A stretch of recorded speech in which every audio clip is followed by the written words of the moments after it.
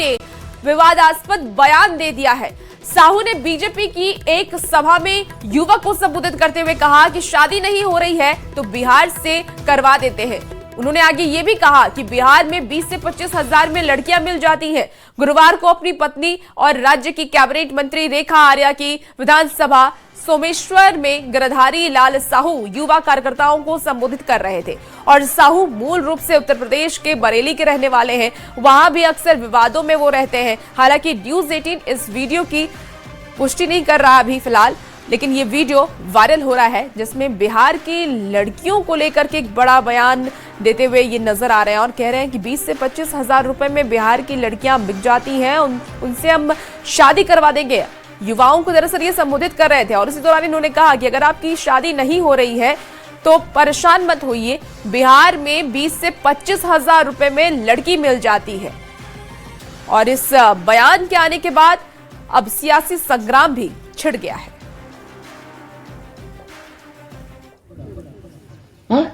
तो नौजवान ही हो, शादी भी नहीं हुई तुम्हारी। हाँ, तो जो नौजवान है ऐसे 5 लोग इकट्ठे करके तो बेटा शादी बुढ़ापे में करोगे। हम लोग 3-4 बच्चे हो जाते हैं। लड़की हम तुम्हें करवा दें, बिहार से ले आएंगे। बिहार में 20-25 हजार रुपए मिल जाती है। हाँ, चलिए तुम मेरे साथ, हम तुम्हारी शादी कराएंगे। हौसला कर रहे हैं। तो देखिए, बिहार से 20 से 25 हजार रुपए में लड़कियां मिल जाती हैं, ऐसा ये कहते हुए नजर आ रहे हैं।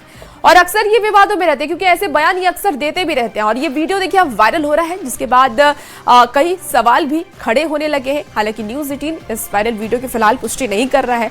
आपको बता दें कि गिरधारी लाल साहू का ये बयान अब वायरल हो रहा है और बिहार के महिलाओं पर दिया गया बयान, अब बीजेपी ने इस पर कड़ा ऐतराज जताया। उन्होंने कहा कि ये बयान शर्मनाक और मानसिक दिवालियापन को दर्शाता है। बीजेपी ऐसे किसी भी व्यक्ति पर कार्रवाई करेगी जो महिलाओं का अपमान करेगा। उनका कहना है कि ऐसे बयान अगर कोई भी नेता देगा तो उस पर कार्रवाई जरूर होगी।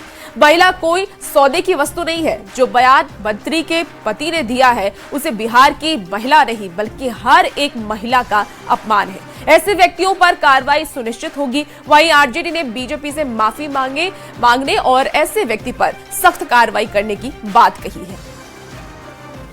बिहार की महिलाओं को लेकर मंत्री के पति द्वारा दिया गया बयान घोर आपत्तिजनक, शर्मनाक और मानसिक दिवालियापन को दर्शाने वाला है।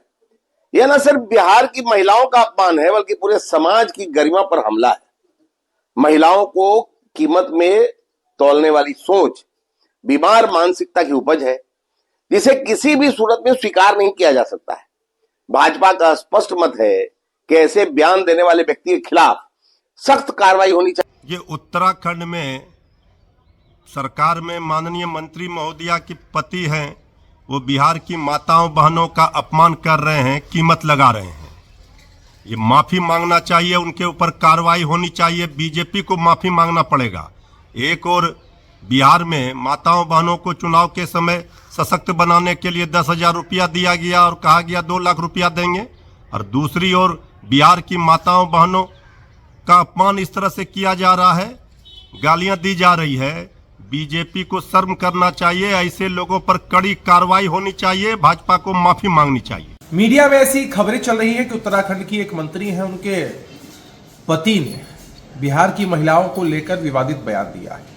हमने तो वो बयान नहीं सुना है, लेकिन हमारा मानना है कि महिलाएं जहां भी हैं सम्मानित हैं, देवी का रूप है। बहन, बेटी और माता के रूप में हम उनका सम्मान करते हैं, उनको पूजते हैं। अगर कोई भी व्यक्ति महिलाओं के प्रति ऐसा अशोभनीय बयान देता है तो वो अति निंदनीय है। इसकी जितनी भर्त्सना की जाए, निंदा की जाए, वो कम है। देखिए, कांग्रेस ने गिरधारी साहू के इस बयान पर घोर आपत्ति जताई है और महिला सशक्तिकरण मंत्री की नैतिक जिम्मेदारी पर सवाल भी उठाए। दरअसल कांग्रेस ने बयान को शर्मनाक कहा। कांग्रेस ने रेखा आर्या और उनके पति से सार्वजनिक तौर पर माफी मांगने की बात कही है और ये एक शर्मनाक बयान है जिसमें वो ये कह रहे हैं कि बिहार से लड़कियां आ जाएंगी, 20-20, 25-25 हज़ार में वहाँ पे मिल जाती हैं। और इस तरह का बयान देके महिला सशक्तिकरण और बाल विकास मंत्री रेखा आर्या जी के पति ने पूरे देश की महिलाओं का अपमान किया, बिहार की महिलाओं का अपमान किया, उत्तराखंड का नाम खराब करने का काम किया है। उनको अपने इस बयान पे माफ़ी मांगनी चाहिए और उनको रेखा जी को अपने पति के साथ एक प्रेस कॉन्फ्रेंस करनी चाहिए और उनको एक पूरे समाज से, महिलाओं से माफ़ी मांगनी चाहिए। देखिए भाई, ये वीडियो अब तेजी से वायरल हो रहा है और महिलाओं पर विवादित टिप्पणी पर फजीहत के बाद अब कैबिनेट मंत्री रेखा आर्या के पति गिरधारी लाल साहू ने यू टर्न ले लिया और सफाई दी और कहा कि वीडियो जारी कर महिलाओं को देवी उन्होंने बताया। साथ ही गिरधारी साहू ने अपनी जवान फिसलने की बात कही। उनका कहना है कि मेरा जवान फिसल गया और इसीलिए हमने ये बात कही थी। वायरल हुए वीडियो का ठीकरा अब कांग्रेस पर उन्होंने फोड़ दिया है। क्या कुछ कहा है, चलिए आपको सुनाते हैं। जहाँ तक बेटियों के बारे में है, मैं प्रतिवर्ष बरेली में श्री रामलीला में 101 बेटियों की शादी करता हूँ बहुत लंबे समय से, और जो भी मेरी श्रद्धा होती है उसका मैं सहयोग करता हूँ। रामेश्वर विधानसभा जो मेरी पत्नी वहाँ से चुनाव जीतती हैं, लड़ती हैं, वहाँ मेरी बहनों का, बेटियों का मैं देवी के समान उनका स्वागत करता हूँ। हमेशा राखी बंधवाने का भी मैंने काम किया है। विरोधी पार्टियों को कोई काम है नहीं, मेरे संबोधन को तोड़ मरोड़ के वो कोई लाभ लेना चाहते हैं जो जनता उन्हें लाभ नहीं देगी। फिर भी यदि मेरी बात का किसी व्यक्ति को ठेस लगी हो, बुरा लगा हो, तो मैं हाथ जोड़कर माफ़ी मांगता हूँ। बहुत बहुत धन्यवाद। तो गिरधारी लाल साहू कि ये वीडियो आपको हम दिखा रहे थे जहां उन्होंने सीधे तौर पर कहा है कि जवान फिसल गया था और इसीलिए माफी भी मांग रहा हूं, और इसके साथ ही उन्होंने ये सारा आरोप कांग्रेस के ऊपर डाल दिया। उनका कहना है कि कांग्रेस ही मेरे बातों को तोड़ मरोड़ कर पेश कर रही है। चलिए खबरों में आगे बढ़ेंगे। भोजपुरी सुपरस्टार और बीजेपी नेता पवन सिंह नए साल पर बिहार से लखनऊ पहुंचे। पवन सिंह नए साल पर मां के साथ मंदिर में पूजा अर्चना करके लखनऊ पहुंचे। पवन सिंह ने सोशल मीडिया पर वीडियो शेयर करते हुए नए साल की बधाई देते हुए लिखा कि हमारा पूरा भोजपुरिया संसार, हमारा हिंदुस्तान हमेशा हंसता रहे। आप सभी को नव वर्ष की हार्दिक शुभकामनाएं। जय माता दी।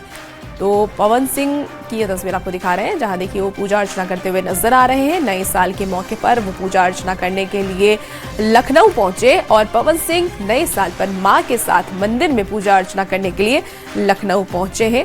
साथ ही साथ उन्होंने ये वीडियो भी सोशल मीडिया के जरिए शेयर किया है और पूरे हिंदुस्तान को वो नव वर्ष की शुभकामना देते हुए नजर आए।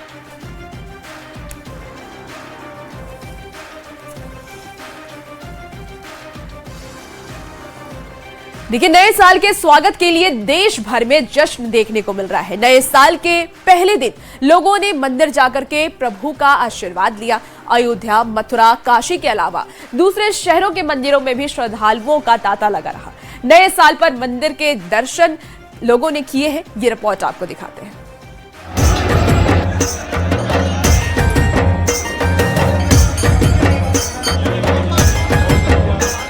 नई उम्मीदों के साथ नए साल का जबरदस्त तरीके से स्वागत हुआ। सूरज की पहली किरण के साथ लोगों ने नववर्ष का खुले दिल से वेलकम किया। देश के अलग अलग हिस्सों से साल के पहले दिन के सूर्योदय का मन मोहने वाला दृश्य दिखा। पूरब से पश्चिम और उत्तर से दक्षिण तक उगते सूरज ने सभी को रोमांचित कर दिया। नया साल अच्छा बीते, इस कामना के साथ लोगों ने ईश्वर का आशीर्वाद लेकर दिन की शुरुआत की। सुबह से ही मंदिरों में भारी भीड़ दिखी। अयोध्या, काशी, मथुरा, हरिद्वार में जन सैलाब उमड़ पड़ा।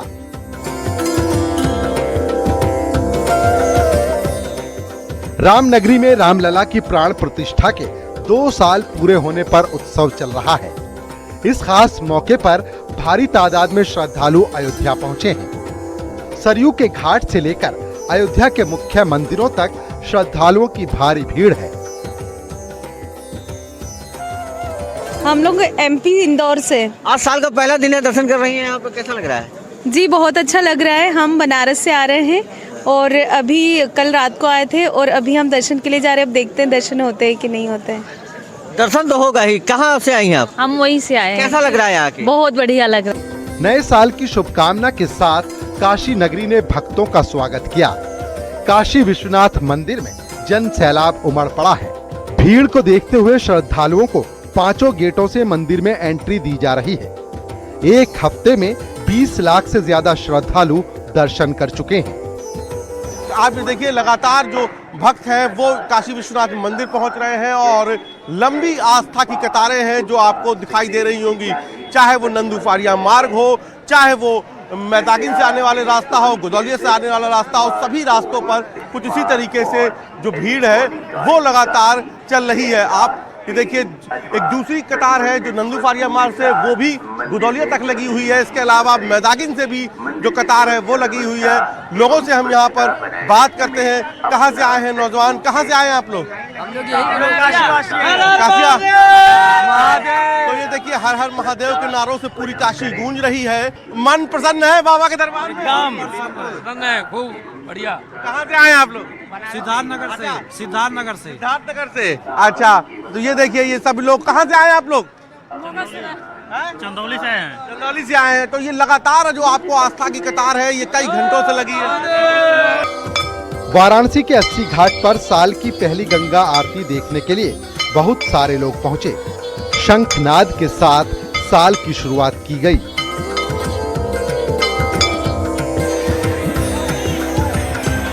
वृंदावन के बांके बिहारी मंदिर में भी बड़ी तादाद में श्रद्धालु पहुंचे। मंदिर के बाहर लंबी कतार लगी है। देखते ही देखते इतनी भीड़ जुट गई कि पांव रखने तक की जगह नहीं बची।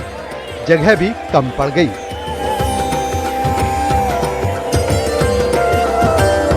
हरिद्वार में भी माहौल पूरी तरह से भक्तिमय हो गया। हर की पैड़ी पर गंगा आरती के लिए हजारों लोग जुटे। श्रद्धालु मंत्र मुग्ध दिखे।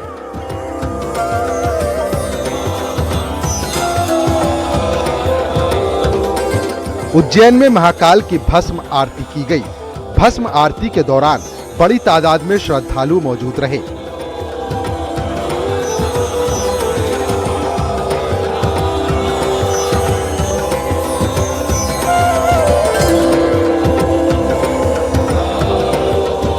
दो 2026 की शुभ शुरुआत के लिए श्रद्धालुओं ने माता के आगे सिर झुकाया। जम्मू में माता वैष्णो देवी के मंदिर में भी श्रद्धालुओं में गजब का उत्साह दिखा। नए साल पर मिर्जापुर में सनातनी सैलाब उमड़ आया। मां विंध्यवासिनी के दरबार में भारी भीड़ है। अलग अलग राज्यों से लोग यहां पहुंचे हैं। बस माँ से अपने सब हिंदुस्तान के सारे समस्त हिंदुस्तानी लोग के लिए हम प्यार भरे माँ से उपकार चाहेंगे कि माँ सबके ऊपर दया बरसाए रखे। मैं यही कहना चाहता हूँ कि सबकी शुरुआत अच्छे से हो माता के दर्शन से, ताकि सबकी मनोकामनाएं पूरी हो और सबको अपने कर्मों का फल मिले। ये साल सबसे अच्छा हो क्योंकि ये साल का शुरुआत मैं माता के दर्शन से कर रही हूँ, तो यही उम्मीद से आई हूँ।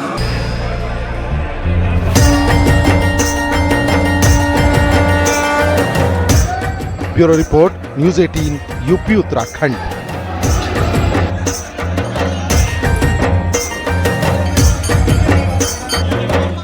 नए साल की पहली सुबह पहाड़ों में बर्फ की चादर बिछ गई। हिमाचल से लेकर के कश्मीर घाटी और लद्दाख तक ताजा बर्फबारी ने एक तरफ सैलानियों को रोमांच से भर दिया तो दूसरी तरफ कई इलाकों में बर्फबारी से जनजीवन प्रभावित हुआ है। ये रिपोर्ट आपको दिखाते हैं।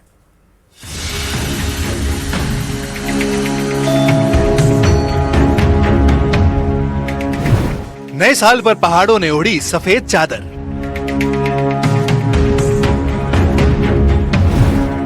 जम्मू कश्मीर और हिमाचल में जबरदस्त बर्फबारी।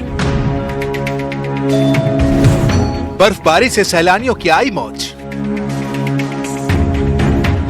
नए साल 2026 की शुरुआत के साथ ही पहाड़ों ने बर्फ की सफेद चादर ओढ़ ली है। हिमाचल से लेकर जम्मू कश्मीर और लद्दाख तक ताजा बर्फबारी से एक तरफ सैलानियों के चेहरे खिले हैं तो दूसरी तरफ दुर्गम इलाकों में जनजीवन और आवाजाही पर असर पड़ा है। हिमाचल में बर्फबारी से खिले सैलानियों के चेहरे। मनाली में नए साल के पहले दिन सैलानियों ने बर्फबारी का जमकर मजा लिया है। अटल टनल के पास बर्फ से ढके पहाड़ों के बीच पर्यटक तस्वीरें खिंचवाते और जश्न मनाते नजर आए। आज हम लोगों ने एक्सपेक्ट तो नहीं किया था, एक्चुअली मैं बोल भी नहीं पा रही हूँ, इतना ठंडा हो रहा है। एक्सपेक्ट नहीं किया था कि स्नोफॉल हमको मिल जाएगी, क्योंकि अभी तक जो वीडियोस देखते हुए आ रहे थे तो ऐसा लग रहा था कि स्नोफॉल हो नहीं रही है या स्नो नहीं है, पर आज आके एकदम दिल खुश हो गया है। आज बर्फ के साथ खेल रहे हैं और दोस्तों के साथ एंजॉय कर रहे हैं। ठंड तो लग रही है लेकिन हम खेल रहे तो ठंड नहीं लग रही। कश्मीर घाटी में बदला मिजाज। गुलमर्ग में ताजा बर्फबारी के बाद नजारे पूरी तरह बदल गए हैं। कश्मीर घूमने आए पर्यटकों की चांदी हो गई है। सोनमर्ग में भी नई बर्फबारी से खूबसूरती और ठंड दोनों बढ़ गई है। ऐसा बोलते हैं कि कश्मीर सेफ नहीं है, but this is my second visit and मैं सोलो ट्रैवल करती हूँ और मुझे इससे ज़्यादा सेफ कुछ भी नहीं लगा because the people are so helpful यहाँ पे and I just feel that this is my second home. So please visit Kashmir and specially Sonmarg, it's beautiful. Kupwara में बर्फबारी से जनजीवन प्रभावित। कुपवाड़ा जिले के ऊपरी इलाकों में लगातार बर्फबारी के चलते कई सड़कें बंद कर दी गयी। मच्छल और केरन जैसी सीमावर्ती इलाकों का संपर्क जिला मुख्यालय से कट गया है। प्रशासन ने स्नो क्लियरेंस मशीनें तैनात कर दी ताकि सड़क संपर्क बहाल किया जा सके। लद्दाख में बर्फ ही बर्फ। लद्दाख के द्रौस और जोजिला इलाके में भारी बर्फबारी के चलते आवाजाही ठप हो गई है। जोजिला पास को एहतियातन बंद भी कर दिया गया है। नए साल पर पहाड़ी राज्यों में बर्फबारी ने एक तरफ सर्दी बढ़ाई है तो दूसरी तरफ पर्यटन स्थलों को सर्दियों की खूबसूरती से भर दिया है। मौसम विभाग ने आने वाले दिनों में और बर्फबारी की संभावना जताई है। ऐसे में यात्रियों को सावधानी बरतने की सलाह भी दी जा रही है।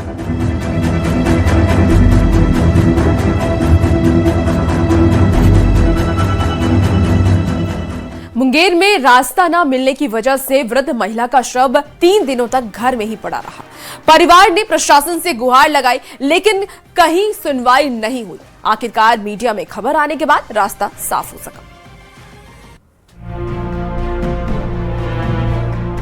हमरा घर में सास मरी गेल छे, निकासी नहीं दे रहल छे। केना हमरा लाश उठेबै, केना जैते। जमीन पर पड़े इस शव को देखिए। पिछले 3 दिनों से ये शव ऐसे ही पड़ा था और घर वाले इस सोच में पड़े थे कि शव का अंतिम संस्कार कैसे करें, क्योंकि घर के बाहर जाने का कोई रास्ता नहीं था।